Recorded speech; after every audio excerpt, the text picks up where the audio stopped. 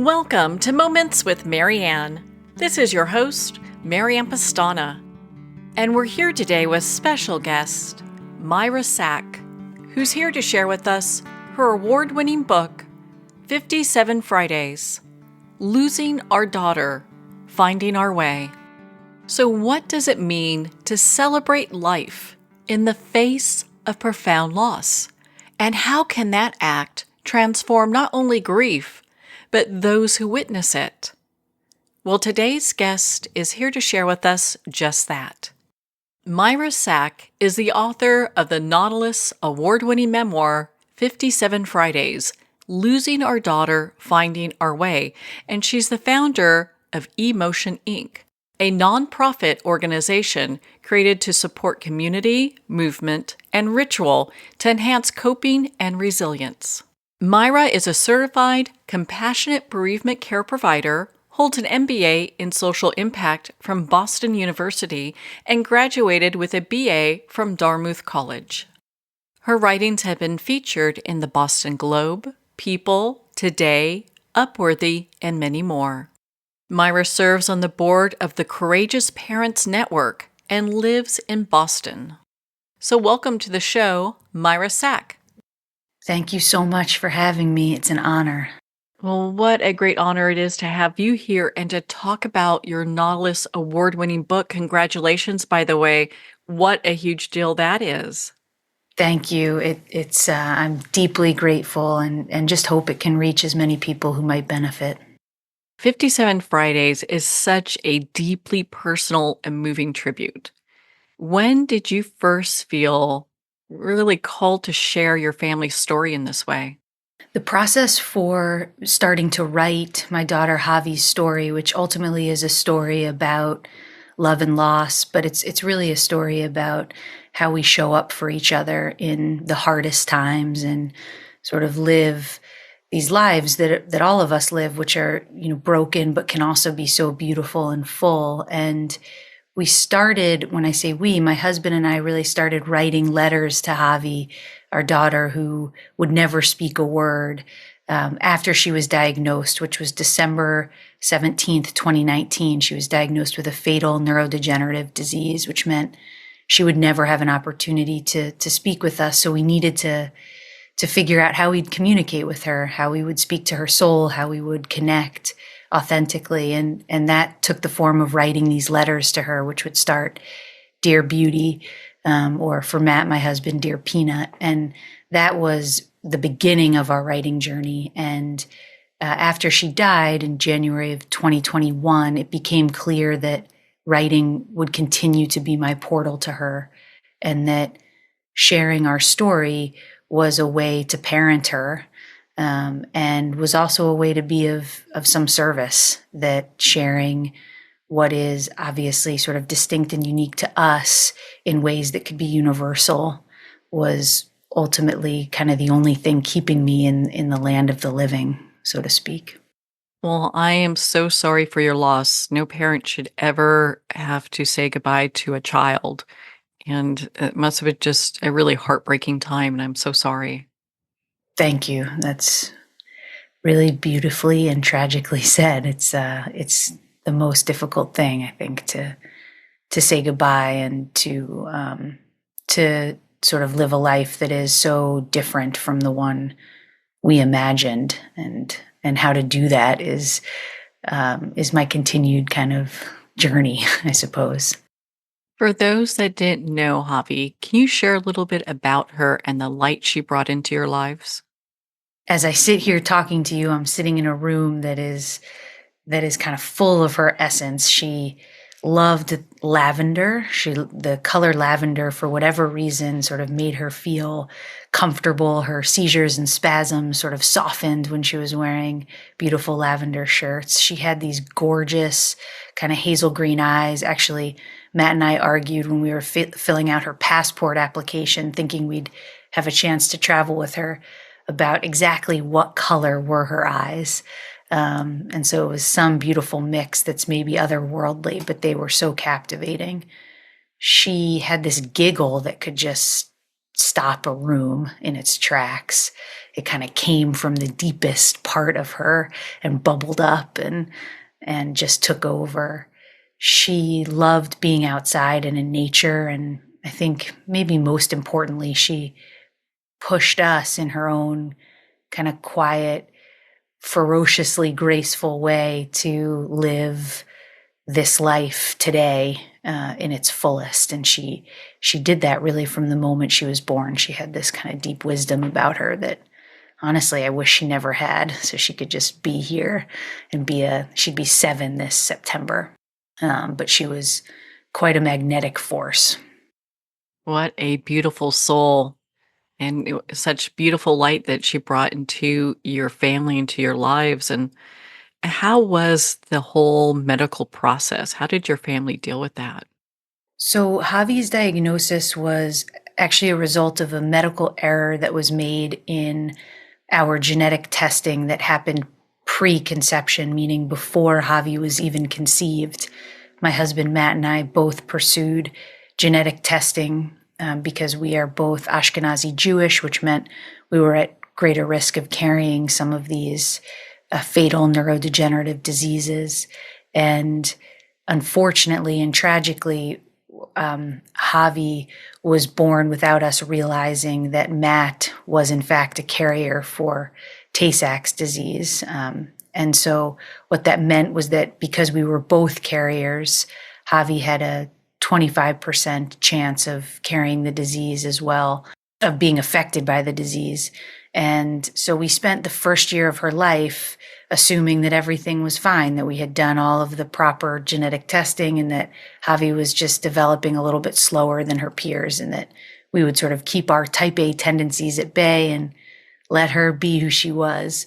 And then at about a year, she started to regress. And so we needed to consult with the medical institutions more explicitly. And we underwent about a 3 or 4 month diagnostic odyssey that ultimately resulted in her diagnosis. And the way we coped with the error and a whole handful of experiences with the medical system that were challenging and disappointing, and then also a whole host of experiences that were beautiful and inspiring, was that we just tried to center sort of every day in listening to, responding to, anchoring to Javi and what she needed, and tried to quiet the noise of sort of the outside world, including the traditional medical system, so that we could allow her to live a life that she wanted, that she was comfortable and peaceful and in the arms of someone who loved her, and not in a hospital with blaring noises and flashing lights that were really challenging for a kid with Tay-Sachs. And so our relationship to the medical system was complicated. Certainly, Matt was a physician scientist. He was an MD, PhD, so he had been inside the system. And in a lot of ways, the system failed us, and that was devastating. And in other ways, we didn't have time to lament that so much because we had such little time with Javi. We'd have about 15 months with her after her diagnosis. That is a very quick time when you're still trying to navigate what's happening and how to best proceed. Yeah, it was, it's interesting. In some ways, it was sort of the shortest time of my life and the longest time.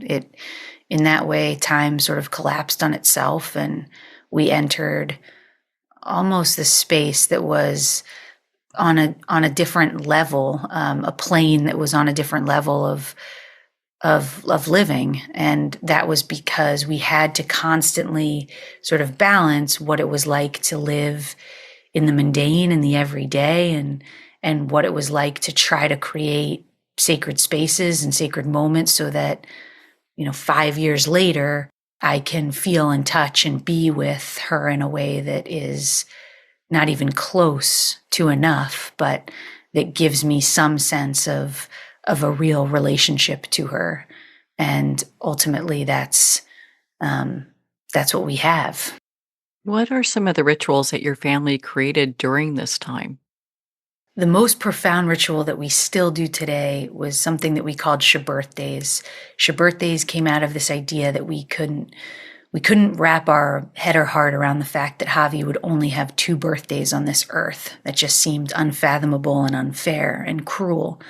And so we were trying to figure out how we could get more, how we could get more for her, which ultimately I think is what we're all trying to do. And so this idea of, okay, well, every Friday we get Shabbat. And if we combine Shabbat with a birthday, could we get more birthdays for Javi on this earth? And so we came up with this name, Birthday, which at the time was this silly name that would mark this moment where we would honor Javi differently than if she were healthy and her life was going to unfold in a long, beautiful way. And so every Friday we had a birthday, which meant that we would gather sometimes just ourselves, most often with her closest people, so our family and some close friends. And we would sing and dance and cry and eat and try to relish in each other's company. We would not pretend the pain away. We would sit in it, and we would also appreciate all the beautiful moments that we know are so fleeting. And we got 57 of those birthdays with Javi on Earth. And still today, nearly 5 years later, we honor birthday every Friday. And so that ritual was really central to how we lived. It was how we moved from one Friday to the next. And when we were experiencing such traumatic loss and such anticipatory grief, that 1 week period felt like the longest time horizon we could possibly endure. So that was our lifeline. And after Javi died, we've created other rituals. I relied on making a blueberry smoothie every morning because that's what we fed Javi pretty much every day of her life once she lost the ability to chew.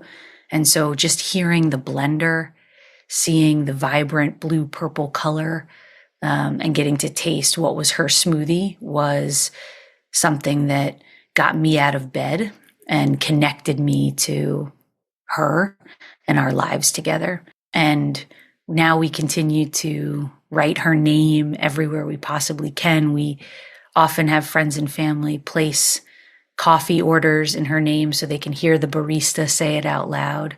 But really, it's a matter of finding ways to integrate her so that she still exists in this world with us in a day-to-day way, not only in some kind of extraordinary, magical way. What does the name Javi mean?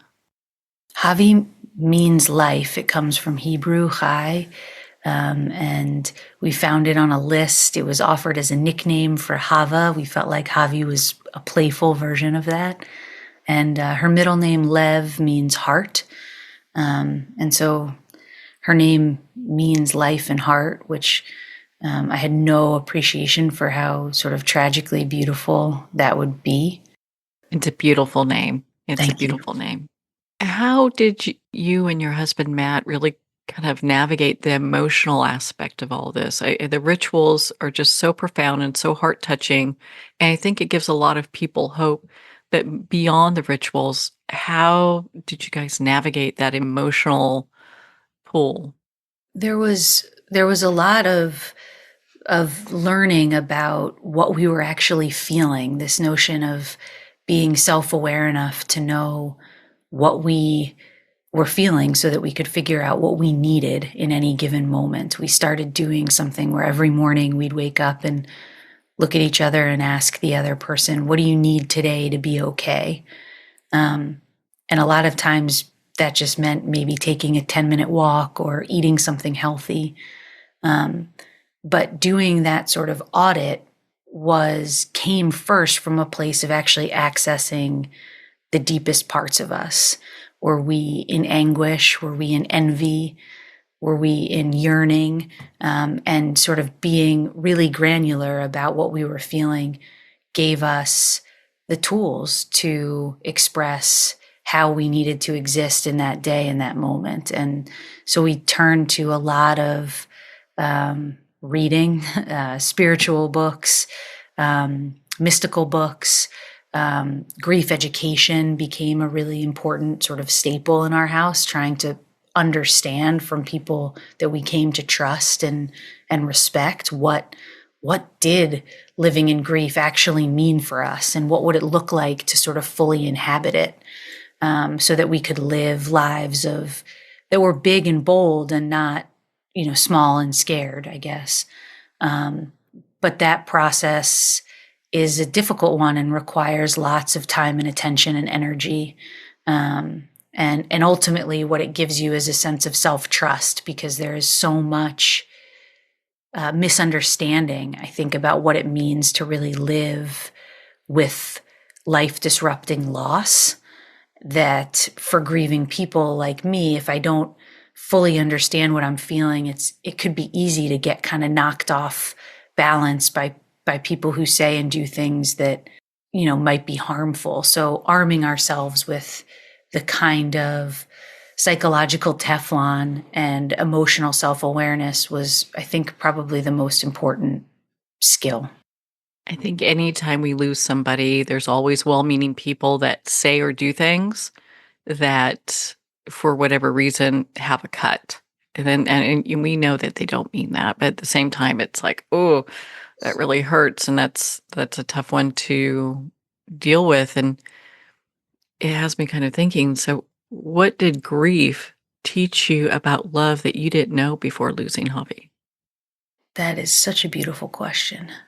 I think it has taught me and is continuing to teach me that depth, really sort of deepening our souls and our way of living, works in both ways, that we have to be able to access kind of the depths of our sorrow and our pain in order to access the sort of heightened sense of beauty and appreciation and joy and love that really comes along with knowing that devastating pain. And so grief has taught me that there is real opportunity to live understanding and appreciating that we have no control. And when we give up that sense of control and lean in instead to faith and hope, not in a, maybe more in a maybe sort of sense, like maybe things can be beautiful and can turn out well, and that we don't have to live in devastation, that we can only really get to that place when we have fully understood what it means to lose. And that's a blessing, and it's also one that I wish I never really knew. I think that's such a profound statement. It's a club no one wants to be in, but at some point, everyone loses somebody who's so dear to them, and that's just a tough road to walk. It really is, and it can be isolating, and figuring out how to create social stability and connectedness and community, when a lot of times we can feel like aliens among peers, is a challenge, and is an opportunity to sort of engage in the world and engage with people in ways that are different from being dominated by kind of small talk and superficiality. During all of this and to today, how has grief continued to show up in your life that maybe has surprised you, and you found also bits of love along the way? It surprises me all the time when I watch and am with my two living children. Javi has a younger sister, Kaya, and a younger brother, Ezra, and they're almost 5 and 3 respectively. And I think that when they are holding hands, when they're playing, when they're fighting, Javi's presence is so profound that it can sometimes kind of knock me off my feet. And that's because I am witnessing my family unit that is so full and beautiful and also will forever be incomplete, and how to live with that every day in sort of the micro moments and the major milestones is where, for me, grief is most present. And then it's also present in that component of fear, of how to trust that we have no control. And so what that means is that we can live big and brave. But there are definitely times when the fear-based thoughts of losing again, or something going terribly wrong creep in, and I need to be aware enough that that story I'm telling myself is directly related to the trauma I lived through with Javi, and that I don't let it take over my life. What message do you hope bereaved parents take away from your story? That they are the bravest people I know, and that it's still unfathomable to me that we can put one foot in front of the other, and oftentimes that's enough, and that we should have the honor of being with people who can sit with our grief and our pain and appreciate and integrate our children in a way that they deserve.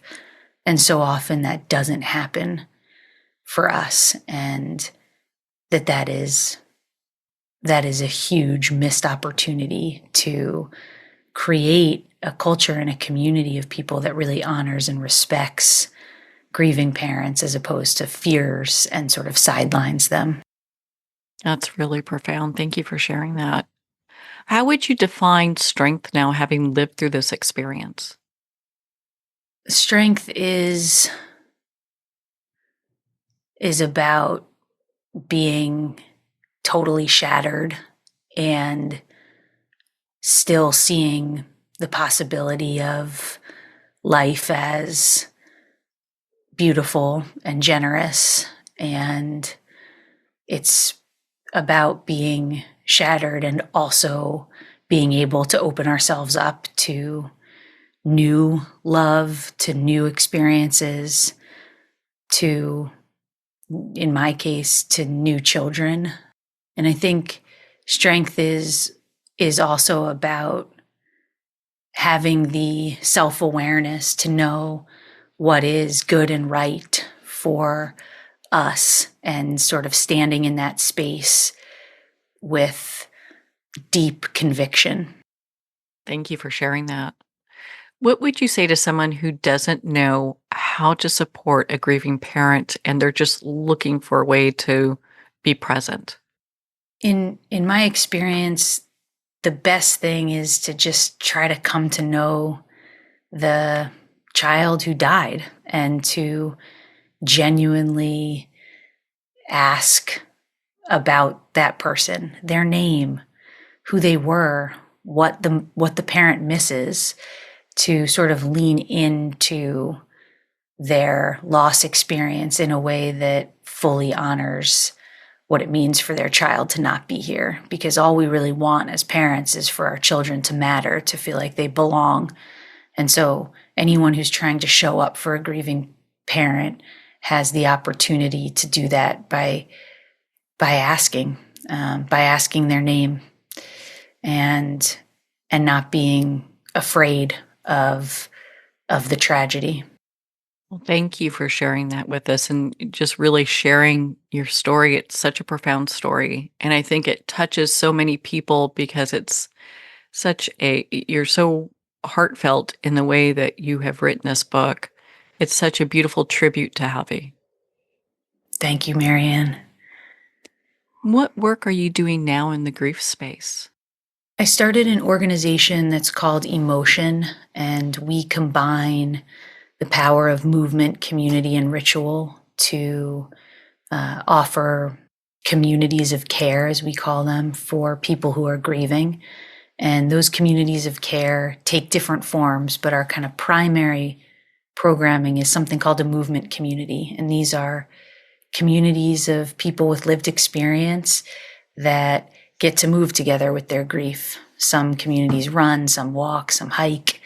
And these movement communities now exist across the country in about 23 cities. And it is an attempt to create sort of these near-peer communalistic healing models so that grievers feel like they have someone or some people to turn to and move with.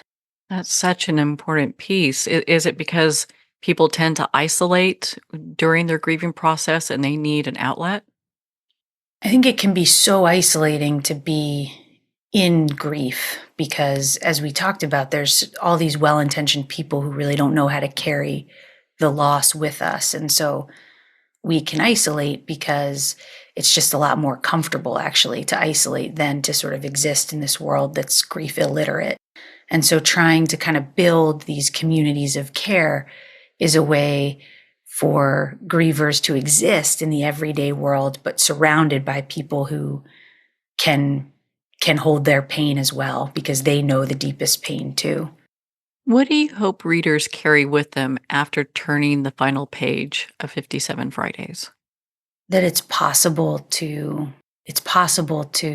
live the worst loss and still stay sort of fully in the land of the living if we have people around us who are willing to turn towards us instead of away. And I would love the person reading the last page of 57 Fridays, if there's someone who's trying to show up for a griever, to take some really key lessons away.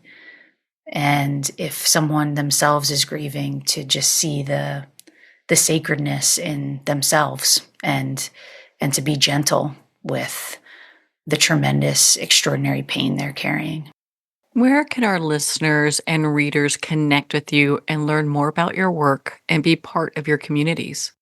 The best way is we have a website. Emotion has a website. It's www.emotion-mc for movementcommunity.org.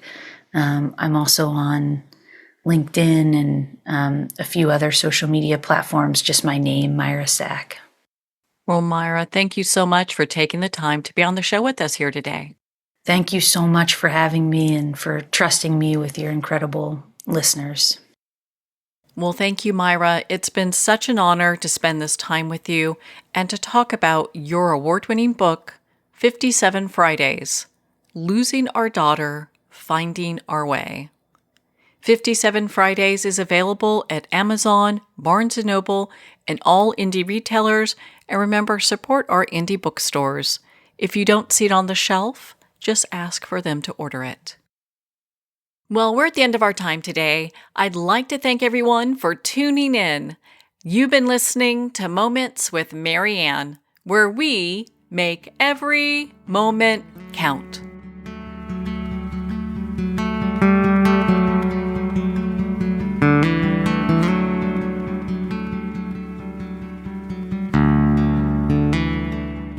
In a single moment, your life can change. Moments with Marianne is a transformative hour that covers an endless array of topics with the best of the best. Her guests are leaders in their fields, ranging from inspirational authors, top industry leaders, and business and spiritual entrepreneurs. Each guest is gifted and a true visionary, a recognized leader in her own work, and while teaching others to develop, refocus, and grow, Marianne will bring the best guest and sometimes a special surprise. Don't miss this. You never know just which moment will change your life forever.